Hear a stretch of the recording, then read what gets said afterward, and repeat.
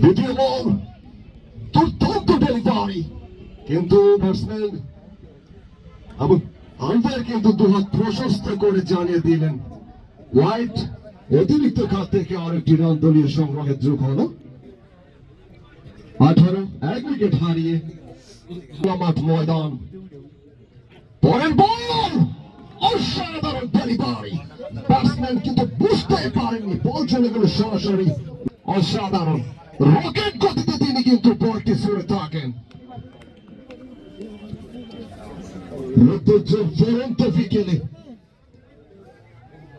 যাচ্ছেন, করছেন অভিমুখ করার মতো, এবং মধুপুর ফ্রেন্ডস পরিবার অসাধারণ একটি ক্রিকেট টিম, দুর্দান্ত team combination.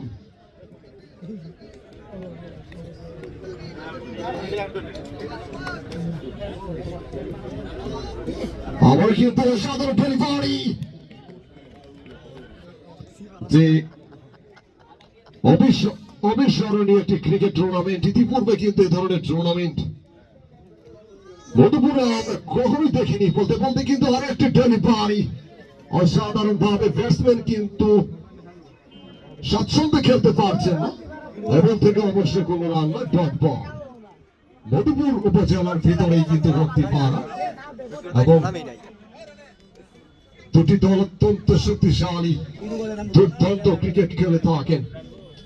Bike cup cricket tournament champion পুরস্কার, এবং আগামীকালকে কিন্তু দ্বিতীয় সেমিফাইনাল খেলাটি মাঠে গড়াবে।